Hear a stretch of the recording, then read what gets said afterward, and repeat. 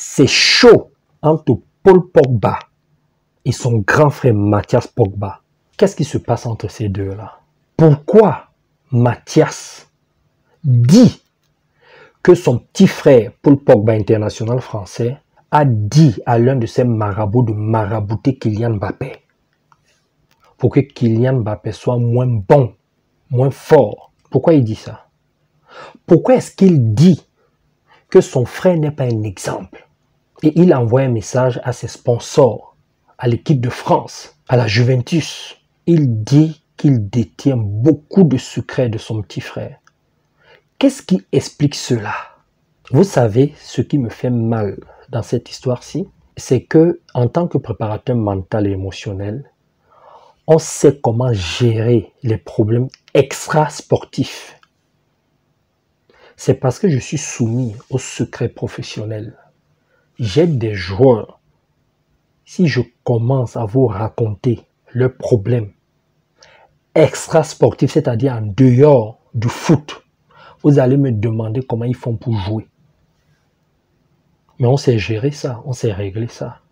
Parce que la performance se gère à 5 niveaux pour un footballeur. Écoutez-moi bien. 1. Sur sa capacité à bien jouer sur le terrain, c'est-à-dire à être bon tactiquement, physiquement et techniquement. Ça, c'est d'un. Parce que c'est son métier. 2. Qu'on ne vous mente pas. Ça se gère sur le plan mental, psychologique. Et moi, j'utilise beaucoup les neurosciences. 3. Ça se gère sur le plan physiologique. Quand je parle du plan physiologique, c'est ce qui se passe à l'intérieur du corps. Qu'est-ce qu'il produit comme hormones? Je travaille beaucoup avec ça. 4. Ça se gère sur le plan émotionnel. Là, je vous dis comment un joueur fait pour rester au top et pour grandir davantage, pour aller beaucoup plus haut, beaucoup plus loin. Et 5, ça se gère sur le plan comportemental. Comment se positionner, c'est-à-dire quand tu as déjà la gloire, quand tu es déjà connu, quand tu n'es pas connu. Comment te comporter, quelle attitude gagnante adopter. Il y a plein de choses. C'est comme ça qu'on amène un joueur au top. Tu as l'entraîneur qui joue son rôle, le manager qui joue son rôle, le préparateur mental et émotionnel qui joue un rôle très important dans l'équilibre personnel et professionnel d'un joueur. Et là, ça se voit qu'il n'y a pas ça. Pogba dit qu'au mois de mars, ses amis d'enfance l'ont piégé. Et que lors de ce piège-là, il y avait 2 hommes cagoulés avec des armes qui ont cherché à l'estorquer 13 millions d'euros. Et il dit, parmi ces personnes-là, il a reconnu son frère. Ça veut dire que entre le mois de mars et le mois d'août, il y a 5 mois. Mars, avril, mai, juin, juillet, août, il y a 5 mois. Qu'est-ce qui s'est passé pendant ces 5 mois? Pourquoi la famille n'a pas pu résoudre ce problème? Pourquoi les managers, les entraîneurs, les amis proches n'ont pas pu résoudre ce problème? Parce que pour que Mathias en parle, mette son frère à nu devant le monde entier, devant les médias, ça veut dire que c'est mort, c'est gâté. Ça veut dire qu'en interne, ils n'ont pas su régler ça. Ça veut dire que quand Pogba a reconnu son frère, il a dû en parler dans la famille. Et ça a touché son frère. Et après, c'est parti en cacahuète. Parce que quand l'ego entre en jeu, tu ne peux plus rien faire si tu n'as pas des outils pour régler ça. Ça, c'est une analyse. Écoutons ce que dit son frère. On revient et vous allez comprendre. Mais en attendant, les likes ne m'intéressent pas. Partagez. Parce que ce que Pogba vit là, beaucoup parmi vous vivez la même chose. Ce que Mathias Pogba vit, beaucoup parmi vous vivez la même chose. En partageant cette vidéo, tu aides une personne. Quand tu likes, ça n'apporte rien. Je préfère 5 likes et 150 partages. Partage, les gens en ont besoin. Tu regardes, tu partages. Si vous êtes 10 000 à regarder, il faut qu'il y ait 10 000 partages. Ne regarde pas seulement, partage. Si tu likes, ça va vraiment apporter. Ça va me faire plaisir, mais moi, je ne veux pas avoir du plaisir, ce genre de plaisir. Moi, ce que je veux, c'est aider les gens. Donc, partage. On revient tout de suite. Frère du champion du monde Paul Pogba joue actuellement à la Juventus de Turin, après un passage décevant à Manchester United. Je pense que cela ne nous a pas échappé avec le battage médiatique autour de son transfert et de ses déboires à cause de sa blessure, sans parler de son documentaire catastrophique, noté 1 sur 10. Waouh! Actuellement, mon frère se rétablit dans l'objectif de participer à la future Coupe du Monde qui se jouera dans pas longtemps, comme vous le savez tous. Ceci dit, si je fais cette vidéo aujourd'hui et me lance dans cette démarche, c'est que j'estime que le public français, italien, espagnol, anglais, ce qui veut dire le monde entier, ainsi que les fans de mon frère, et plus encore l'équipe de France, la Juventus, des coéquipiers de mon frère et ses sponsors, méritent de savoir certaines choses, afin de décider en toute connaissance de cause s'il mérite vraiment l'admiration, le respect et l'amour du public, s'il mérite sa place dans l'équipe de France et l'honneur de jouer la Coupe du Monde, s'il mérite d'être titulaire à la Juventus, s'il est une personne digne de confiance que n'importe quel joueur voudrait avoir à ses côtés. Et enfin, est-ce qu'il est digne d'être pris comme représentant et modèle pour la jeunesse du monde, des quartiers populaires et bien sûr par les grandes marques. Aussi, ce que vous apprendrez à propos de Rafaela Pimienta, son avocate, sa seconde mère, vous permettra de vous faire une idée sur son intégrité et son professionnalisme, sur sa loyauté et de savoir si elle mérite de prendre la relève dans l'écurie Mino Raiola. Cela permettra aux joueurs de l'écurie et à ses clients de savoir si elle mérite de les représenter et veiller à leurs intérêts. Et pour les futurs joueurs prometteurs, à la recherche d'agents et de représentants pour leurs futurs contrats, est-ce que Rafaela Pimienta et l'écurie Mino Raiola se soucieront vraiment d'eux et de leur famille? Est-ce qu'ils sont des options fiables et intéressantes? Je pense que ce que j'ai à dire risque d'intéresser beaucoup de monde. D'ailleurs, je vous parlerai aussi de choses très importantes à propos de Kylian Mbappé, la star du football mondial. Et il y aura des éléments et de nombreux témoignages pour confirmer mes propos. Tout ça risque d'être explosif et de faire grand bruit. Aussi, je présume que vous avez beaucoup de questions et que vous vous demandez les raisons de mes actions. Tout sera révélé en temps et en heure. Alors, abonnez-vous, partagez en masse, commentez et surtout, restez à l'écoute. À très bientôt. Écoutez bien ce que son frère dit.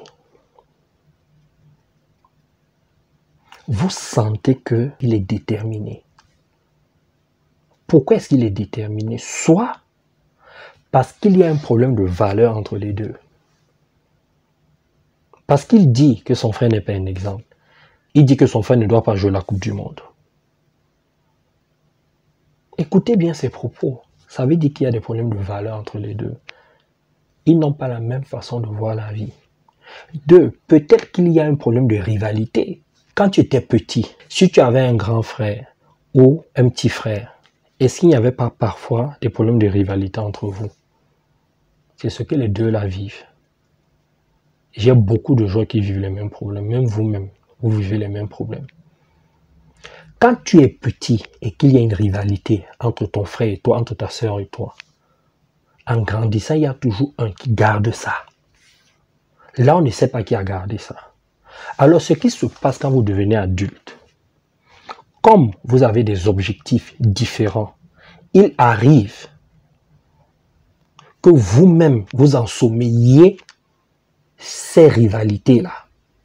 Mais à un moment, ça ressort. Pourquoi ça ressort? Parce que tu ne peux pas mentir aux émotions. Les émotions, les frustrations, tu connais plus que toi-même. Il y aura un événement qui va venir réveiller cela. Ça va déclencher la rivalité à nouveau. Je ne suis pas en train de dire que Mathias a tort, que Paul a tort. Je dis simplement que analysez vous-même. Quand vous voyez deux frères arriver à ce stade, il y a un problème de rivalité. Maintenant, il faut savoir quel type de rivalité c'est. Je vois déjà certaines personnes qui vont dire « Ouais, parce que son petit frère Paul Pogba a beaucoup plus réussi que lui dans le foot. » Vous n'en savez rien. Vous ne savez pas aussi ce que son grand frère fait pour lui. Vous ne savez pas. Il faut déterminer quel type de rivalité c'est. Et ça a commencé dans l'enfance.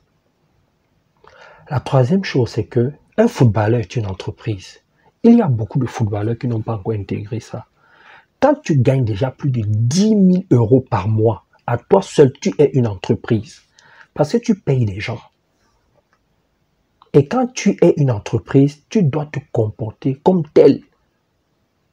Il y a une façon de fonctionner. Moi, je ne peux pas accompagner un joueur. Et il vit ce genre de problème. Le linge sale se lave en famille. Pourquoi ça ressort? C'est un manque d'intelligence relationnelle et émotionnelle. Quand tu es une entreprise, il faut que tu saches quelque chose, c'est qu'autour de toi, l'argent attire. Les yeux sont braqués sur toi. Il n'y a que toi qu'on voit. C'est normal qu'il y ait des jaloux. C'est normal qu'il y ait des gens qui veulent te détruire. Mais c'est à toi de bien t'entourer et surtout d'avoir un bon préparateur mental et émotionnel parce qu'il te faut un accompagnement au niveau de la psychologie, des émotions, du comportement. C'est très important, sinon tu ne peux pas tenir.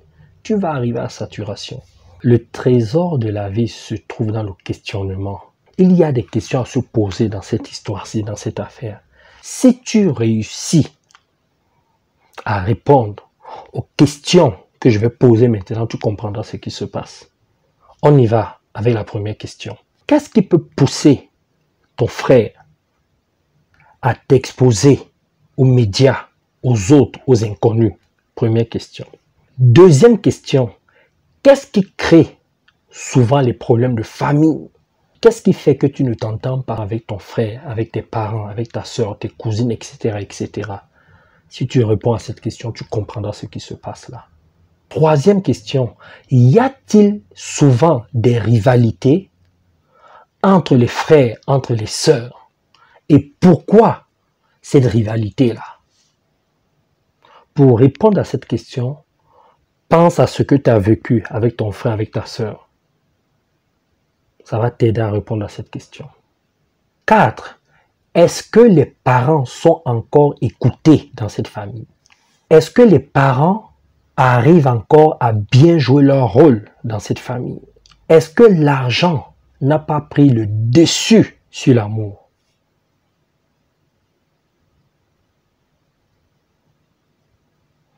Est-ce que l'argent n'est pas venu tout gâcher? Est-ce que l'argent n'est pas venu réveiller les vieux démons endormis dans cette famille? Et ensuite, la dernière question. Ne dit-on pas que le linge sale se lave en famille? À partir du moment où on demande aux étrangers, aux inconnus, de laver nos slips, nos vêtements sales, à quoi on s'expose? Quelles conséquences ça peut créer dans la famille? Est-ce que cette famille pourra encore vraiment manger en toute sérénité autour d'une table pendant des moments festifs? Voilà les questions qu'il faut se poser. Maintenant, écoutez bien ce que je vais vous dire. Il y a un seul problème qui crée tous les problèmes que vous voyez dans les familles. Un seul. Regardez bien cette vidéo. Vous allez comprendre ce qui se passe dans la tête, dans le corps, dans les émotions, dans le comportement et dans l'environnement. Regardez bien cette vidéo. Je l'ai préparée pour vous. Vous allez comprendre ce qui se passe entre Pogba et son frère, ce qui se passe dans vos familles, dans vos vies personnelles, professionnelles, avec vos enfants. Vous allez comprendre ce qui se passe parce qu'ici, là, on ne vous mente pas. La colère, la rage, l'agressivité, l'agacement, la frustration sont en train de manger cette famille. Écoutez, et j'attends vos commentaires. Comment gérer sa colère? Comment se sentir bien dans sa vie personnelle comme au travail? Que faut-il faire pour que l'autre ne télécommande pas mes humeurs? Je ne suis pas un téléviseur. Ce n'est pas à l'autre de dire « sois content, ne sois pas content, saute, dors bien, énerve-toi, sois agacé, sois frustré ». Non. Commence à affirmer. On en parle dans cette vidéo. J'ai développé 4 méthodes qui te permettent de gérer ta colère, de fabriquer la paix intérieure, de te sentir bien dans ta vie personnelle comme professionnelle. Je t'explique tout dans cette vidéo. Commence à la partager. Les likes ne m'intéressent pas. Ce qui m'intéresse, ce sont les partages. Il y a une personne en ce moment qui s'énerve contre ses enfants, qui passe le temps à gronder ses enfants. Il y a une personne qui ne s'entend pas dans son couple. Quelqu'un qui ne se sent pas bien dans son travail. Un entrepreneur qui galère. Quelqu'un qui n'est pas d'accord avec tout ce qui se passe en ce moment dans la vie.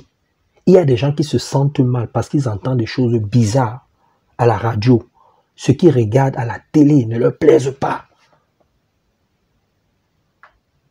Il y a des gens qui n'aiment pas ce qu'ils lisent dans les journaux. Peut-être que toi-même, tu n'arrives pas à te contrôler dans certaines situations. Donc, en partageant cette vidéo, tu m'aides à aider cette personne. Tu es en train de recevoir gratuitement, retransmets, redonne gratuitement. Je coach et j'aide beaucoup de personnes à travers le monde, que ce soit en Amérique, en Asie, en Afrique comme en Europe. Il y a des gens qui bénéficient de mes accompagnements. Aujourd'hui, c'est à ton tour de bénéficier de cela gratuitement. Toutes les personnes que j'accompagne, je les appelle les athlètes de la réussite. Si tu veux être un athlète de la réussite, partage cette vidéo, abonne-toi à ma chaîne YouTube et suis-moi sur Facebook, sur Instagram et sur TikTok. Tu regardes cette vidéo, tu reviens et tu prends un stylo bleu, un stylo rouge, un cahier en tant qu'athlète de la réussite.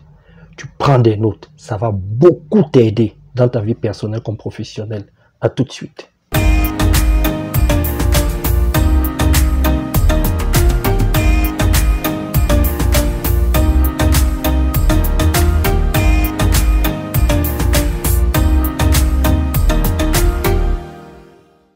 Toutes les violences que vous voyez dans les couples, les guerres dans le monde entier entre les nations, des gens qui ne se parlent plus, des gens qui dorment mal. Tout ça vient de 4 sentiments, de 4 énergies. Je vais vous parler de ça là tout de suite. Mais avant de vous donner ces 4 sentiments-là, il y a une information cruciale, importante, que vous devez intégrer. Pas seulement comprendre, mais intégrer. C'est que la plupart des gens entrent en relation pour des mauvaises raisons. Je m'explique. Qu'est-ce qui te pousse à entrer en couple dans une relation amoureuse?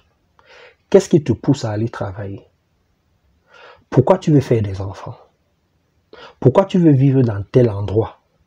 Pourquoi tu veux voyager? Pourquoi tu veux t'acheter des vêtements, des voitures, des chaussures, etc., etc. Pourquoi tu aimes le luxe? Pourquoi tu aimes quand c'est simple? Il y a une raison que tu ignores. Tu peux être bien intentionné, mais tu ignores pourquoi tu fais ça. Parce que tu fonctionnes avec 70% de l'inconscient. Cette raison, c'est celle-ci. C'est que tu cherches à combler un vide. Qu'est-ce que ça veut dire en français simple, combler un vide? Je te donne quelques exemples. Si dans ta vie, tu as manqué d'argent, à un moment dans ta vie, tu as manqué d'argent, tu vas entrer dans une relation amoureuse par exemple. Toi, tu vas vouloir sortir, t'acheter des vêtements, avoir du luxe chez toi, acheter une belle voiture, acheter tout ce qui va te permettre de te prouver que tu as de l'argent. Ça, c'est ton vide, parce que tu as manqué de l'argent. L'autre a un autre vide que tu ne sais pas. Si il trouve anormal ton comportement parce qu'il a un autre vide, vous n'allez pas vous entendre. Ça va créer des frustrations entre vous. Et tu ne comprendras pas, vous allez commencer à vous insulter, à vous accuser. Parce que vous n'avez pas les mêmes vides. Vous ne cherchez pas à combler le même vide. Vous n'avez pas les mêmes besoins. C'est ça que ça veut dire. Si petit, papa, maman ne communiquaient pas avec toi, quand tu vas entrer dans une relation, tu vas vouloir tout le temps échanger. Ça, c'est ton vide à toi. C'est ton besoin à toi. Le fait de communiquer avec l'autre, tu es en train de combler ton vide. Si l'autre n'a pas le même vide, il ne va pas vouloir parler. Et toi, tu vas te dire, il ne veut jamais parler. Mon mari, ma femme ne veut jamais parler. Ça va créer des problèmes jusqu'au divorce, jusqu'à la séparation. Vous n'avez pas les mêmes vides. Je te prends l'exemple en tant qu'entrepreneur. Si, par exemple, quand tu étais petit, on ne te félicitait jamais, on ne t'appréciait jamais, on n'était jamais content de toi. En tant qu'entrepreneur, tu vas vouloir faire des choses qui vont révolutionner le monde. Tu vas vouloir satisfaire tes clients. L'argent ne sera pas très important pour toi, mais un autre entrepreneur qui a manqué d'argent, lui, il va chercher à faire 10 000, 20 000 euros et il sera prêt à tout pour faire cet argent, quitte à escroquer les autres. Vous serez deux entrepreneurs avec deux objectifs différents. Et toi, tu seras beaucoup plus déçu lorsque tes clients ne vont pas te dire merci. Même s'ils te payent, le fait qu'ils ne te disent pas merci, qu'ils ne te disent pas que tu fais un bon travail, ça va te décourager et tu ne comprendras pas pourquoi. J'ai ces cas en coaching. Ça va te mettre en colère. Ça va t'agacer, ça va te frustrer. Au travail, c'est pareil. Donc parfois, il y a des gens qui ont besoin de communiquer beaucoup plus que d'autres. Il y a des gens qui ont besoin d'argent plus que d'autres. Il y a des gens qui ont besoin de beaucoup plus de sérénité que d'autres. Tout ça, ce sont des manques de vie que la plupart des gens cherchent à combler. Quel est ton vide? Quel est ton manque? Quels sont tes besoins profonds? C'est par là que tout commence. Tu peux être bien intentionné lorsque tu entres dans une relation, mais le fait que tu sois mal informé, parce que tout se passe dans ton inconscient, on ne t'a pas appris comment ça fonctionne, tu pètes les plombs, tu t'énerves, tu es agacé, tu es irrité, etc., etc., et tu te sens mal. Et c'est là que ta colère commence. C'est là que tu commences par te sentir mal. Ça, c'est la première information que tu dois avoir. Donc, mets-moi déjà dans les commentaires quels sont tes vides à toi. Parce qu'on n'a pas les mêmes vides. Je vous ai demandé de prendre un stylo bleu, un stylo rouge, un cahier. Prenez des notes. Commence à construire ton paradis. C'est ici que tu dois construire ça. Oublie le ciel là. Vis ici. Apprends à être heureux ici. Apprends à être serein ici. À retrouver la paix intérieure ici. Quand tu meurs, c'est autre chose. Tu ne sais pas ce qui se passe. Commence là. Expérimente. Vois avec tes propres yeux la vie que tu veux te donner. Fabrique cela. Je te montre comment on fait. Alors, regardez maintenant ce schéma. J'ai fait ça pour vous. Lorsque tu as un vide, tu montes, tu descends, tu te mets dans un état d'être qu'on appelle l'attente. Quand tu es en attente, tu n'as pas le choix. Tu es mécaniquement, automatiquement en mode survie. Quelqu'un qui est en mode survie, qu'est-ce que ça veut dire? Ça veut dire que tu attends que l'autre vienne te sauver, que l'autre t'apporte satisfaction, que l'autre te fasse plaisir, qu'il te dise oui. Je vous donne des exemples simples. Le fait que l'autre ne veuille pas communiquer avec toi, ça te met en attente. Tu es frustré, tu te dis mais pourquoi il ne me donne pas ça? Tu as besoin d'argent, pourquoi il ne me donne pas ça? Tu as besoin de sexe. Alors quand tu es en mode survie, qu'est-ce que tu commences à ressentir? Tu te sens menacé. Quand tu te sens menacé, ça veut dire que tu es en danger. C'est ça, la mode survie. Tu es dérangé, gêné. Pas bien. Oui ou non? Pendant que je suis en train de parler là, fais-moi déjà des liens avec ta vie personnelle et professionnelle. Et ça va te permettre de mieux intégrer ce que je dis là. Maintenant, je vais aller beaucoup plus loin. Lorsque tu te sens menacé, dérangé, pas bien, gêné et tout ça. Toi, tu penses que ça s'arrête comme ça. Tu as un corps. Dans ton corps, il y a des choses qui se passent. Quand tu es en mode survie, tu déclenches une hormone, un liquide qu'on appelle le cortisol. C'est un liquide. Ce liquide-là est fabriqué dans les glandes surrénales, c'est-à-dire au-dessus des reins. Quand ce liquide-là sort, quand on dit que tu sécrètes, ça veut dire que les glandes surrénales font sortir, évacuent ce liquide-là. Tu penses que ce liquide-là va où? Écoutez bien, ce liquide-là va dans tous les organes de ton corps. Ça va dans l'estomac, dans les intestins, dans le cœur, ça monte jusqu'au cerveau, ça va partout. Tu dois comprendre quelque chose, c'est que tu n'as pas que tes pensées. Il y a ton corps qui fait des choses. Quand ce liquide-là sort des glandes surrénales, tu es déjà en mode danger. Alors c'est quoi la suite de tout ça?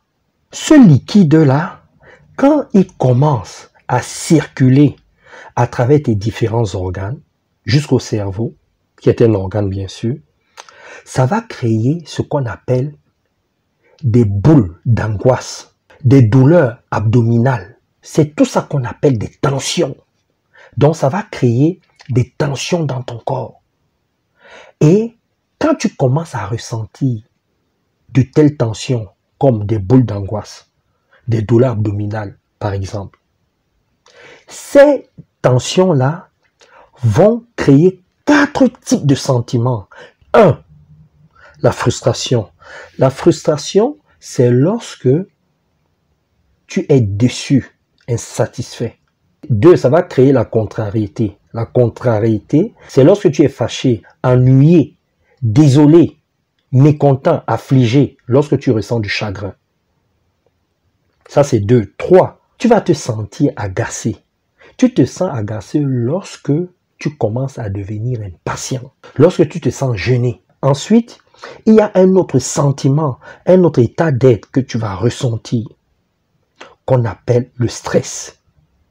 Le stress, c'est quoi? C'est lorsque tu te retrouves dans une situation éprouvante. Ton organisme va créer un mécanisme psychologique qu'on appelle le stress. C'est quoi ce sentiment éprouvant-là? C'est lorsque tu te retrouves par exemple dans une situation où tu te dis « je ne vais pas y arriver, c'est trop compliqué ». Tu as peur de ce qui va t'arriver. Tu commences à imaginer le pire. Tu te dis « non, c'est chaud pour moi là ». Tu commences à ressentir des choses bizarres, de l'insécurité. C'est ça qu'on appelle le stress. Alors j'entends beaucoup de gens dire « moi je ne stresse pas, moi je gère le stress ». Faites attention. Et j'entends aussi beaucoup d'Africains dire « il n'y a que les Blancs qui stressent ». Ce n'est pas vrai. Hein. Tout le monde stresse. La plupart des gens stressent. Ça fait 2 ans que je coach beaucoup d'Africains. Parce qu'avant, je ne coachais que les Européens, les Asiatiques, les Américains et tout ça. Aujourd'hui, là, je coach beaucoup d'Africains. Il y a beaucoup d'Africains qui stressent. C'est une croyance, ce n'est pas vrai, il n'y a pas que les Blancs. C'est un problème humain à la base.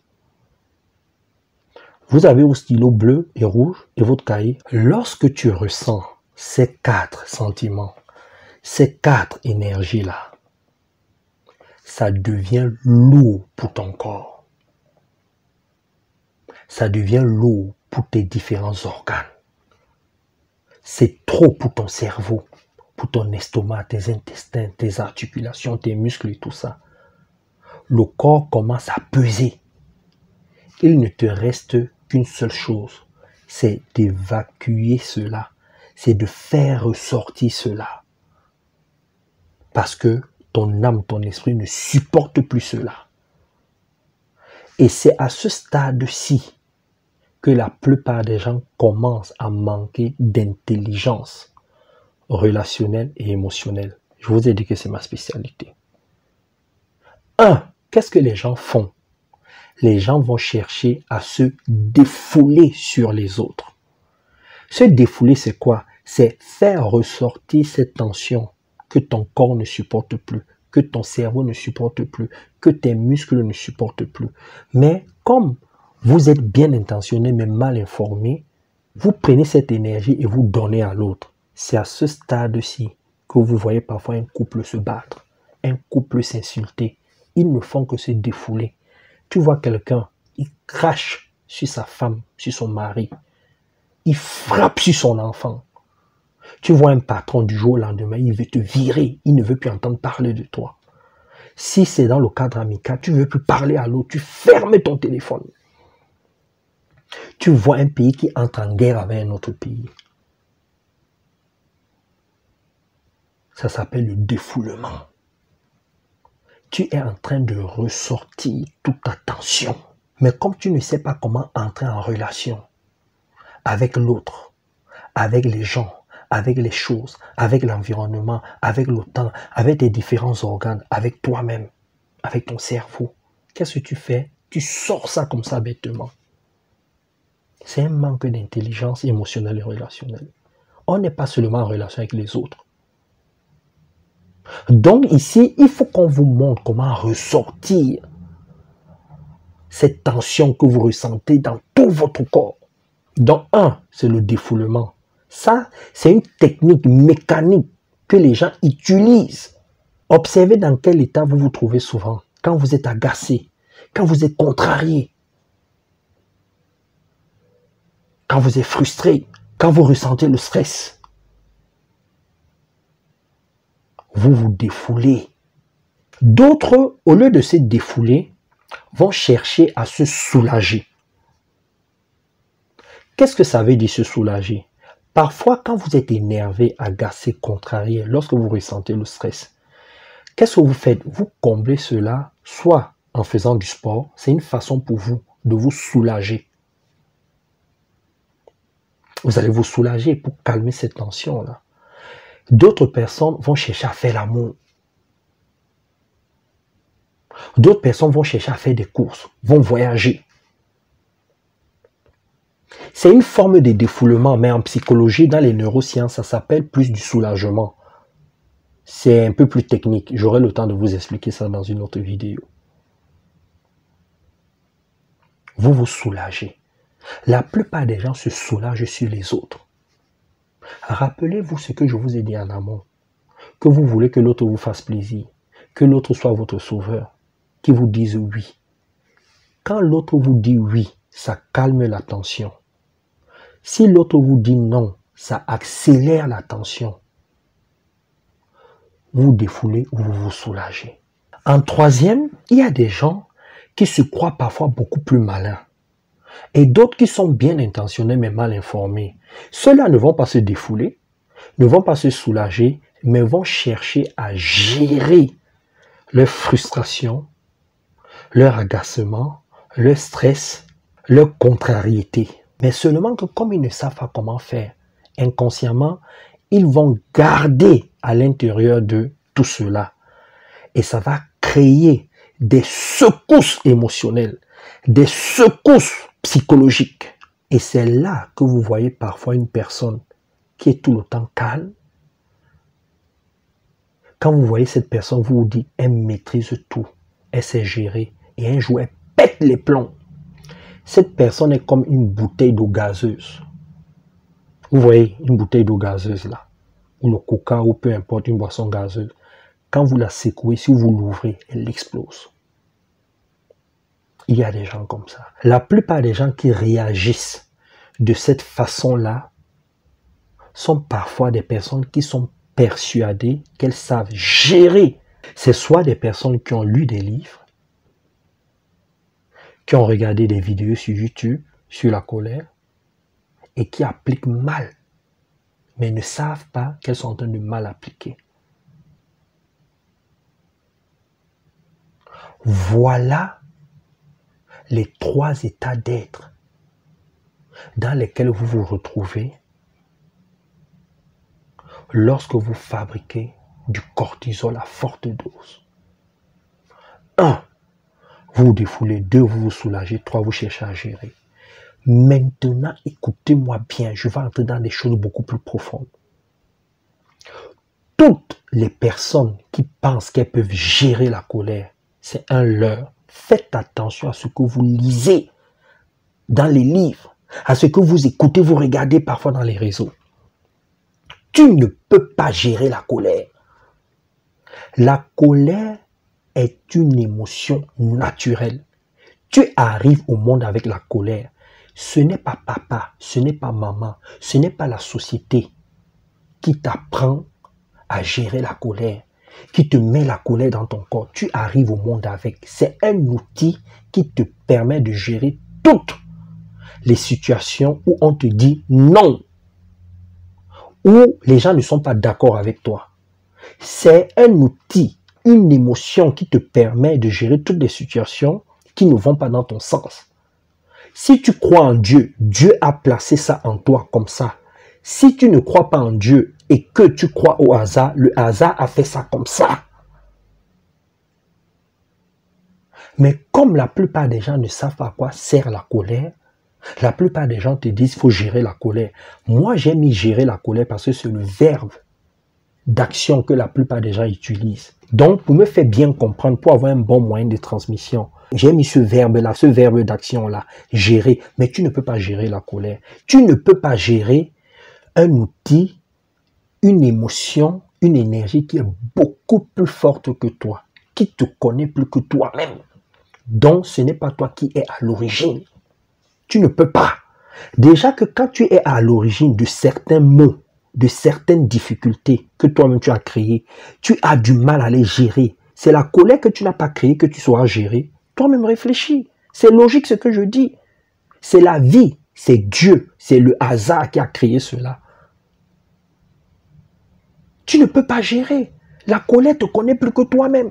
Ce que la plupart des gens ressentent, ce sont les 4 énergies-là. La frustration, la contrariété, l'agacement et le stress.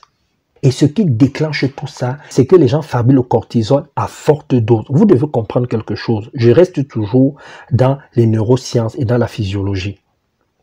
Vous devez comprendre quelque chose, c'est que le corps est bien fait, c'est un labyrinthe. C'est un outil, un véhicule intelligent. Le corps est fait pour fabriquer le cortisol à faible dose pour créer l'équilibre dans le corps. Pourquoi le corps fabrique le cortisol à faible dose? C'est pour que tu sois constamment dans la prudence. La prudence, ce n'est pas la peur.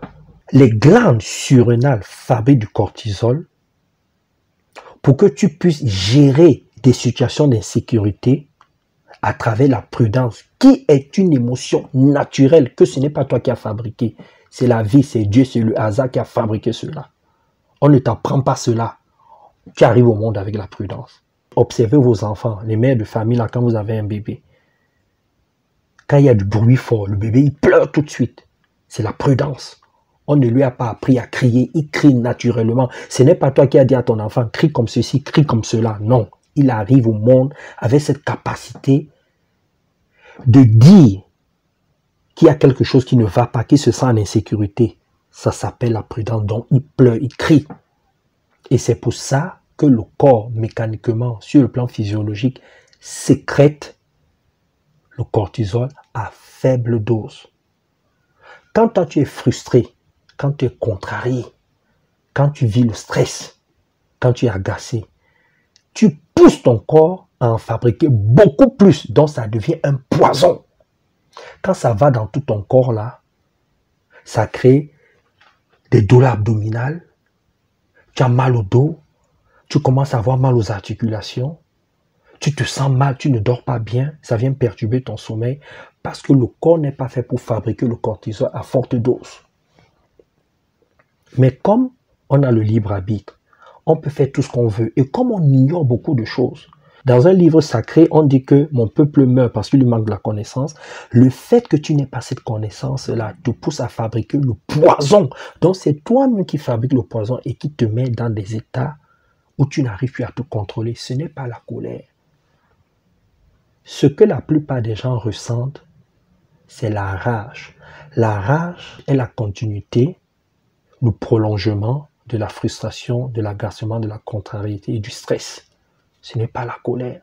La colère n'a rien à voir avec ce que les gens ressentent.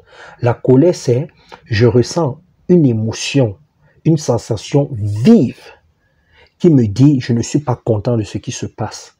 Mais dans la colère, il y a l'amour. Et dans l'amour, on dit non à l'autre de façon vive et pas de façon violente. Il y a une différence entre ce qui est vif et ce qui est violent. Dans la colère, on est vif. Dans la rage, on est violent.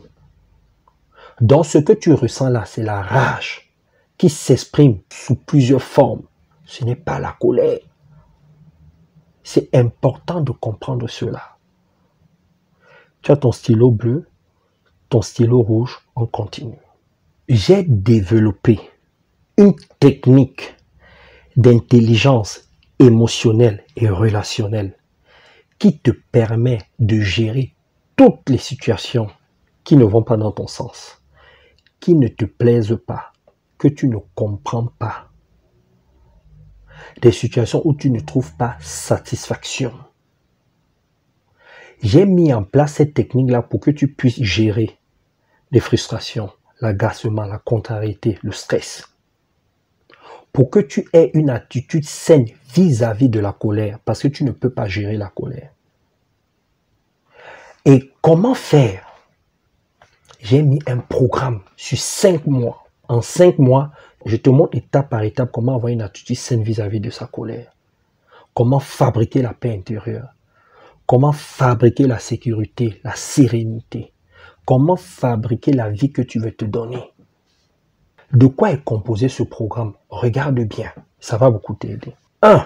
Je vais t'amener avec mes outils à avoir une relation saine avec tes organes. Parce que c'est dans les glandes surrénales que tu fabriques du cortisol. Donc, au lieu que tu passes ta vie inconsciemment à fabriquer du cortisol, je veux te montrer comment tu dois fabriquer la dopamine. Maintenant, c'est quoi la dopamine?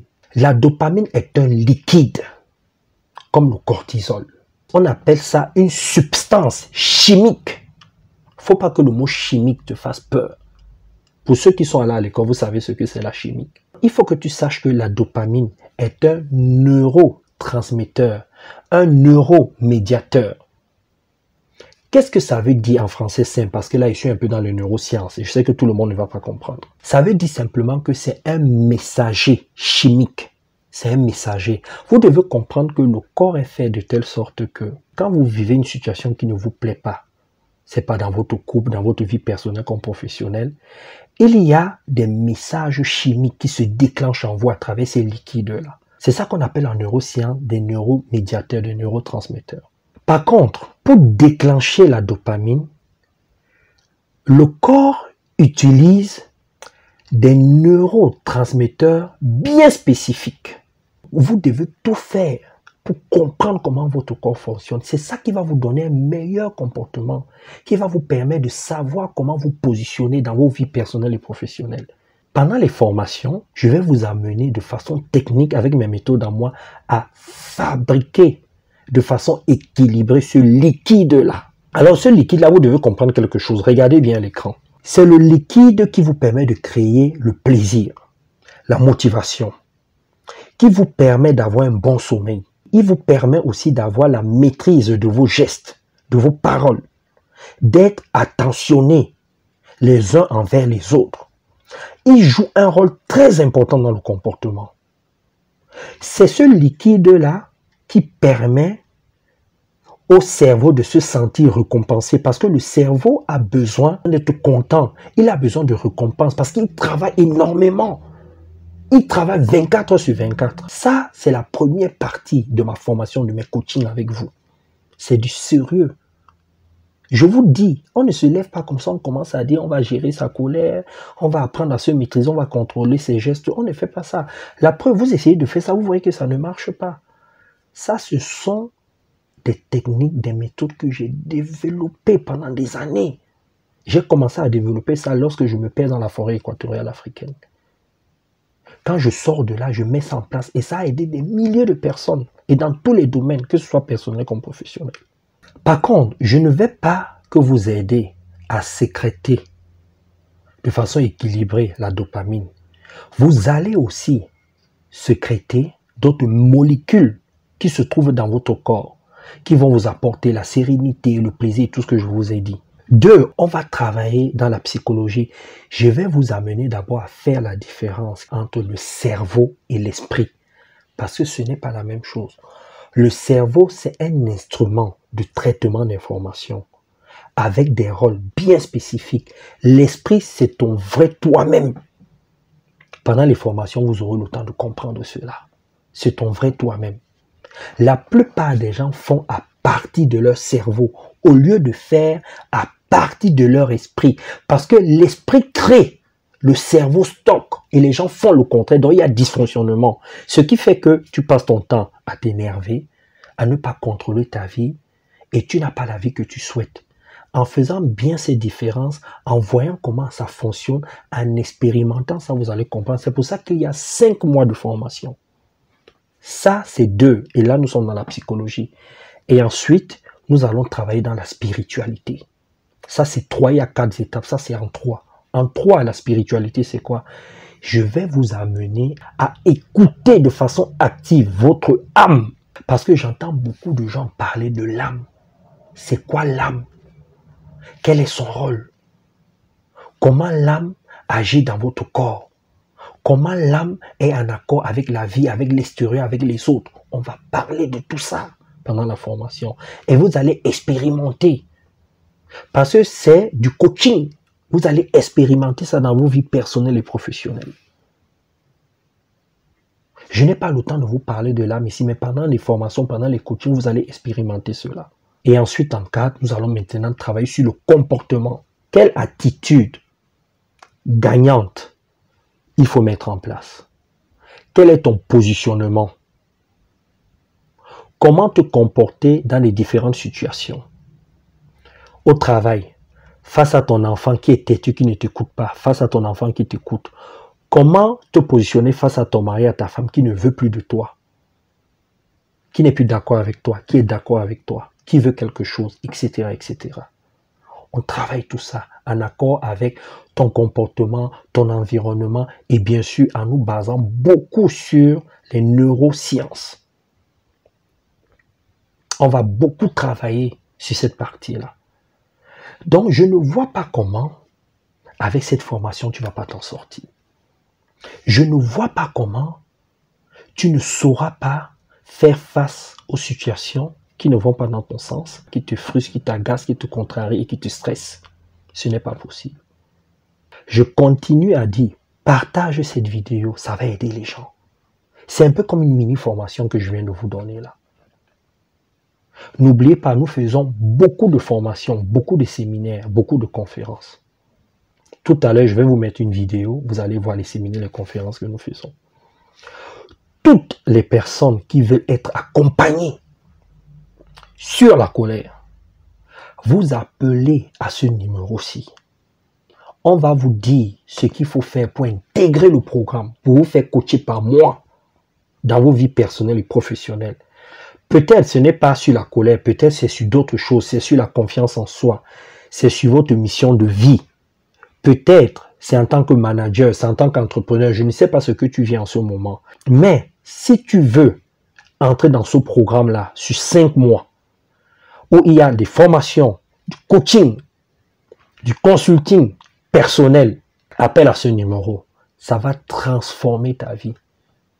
À toi de jouer. Bisous et bye bye.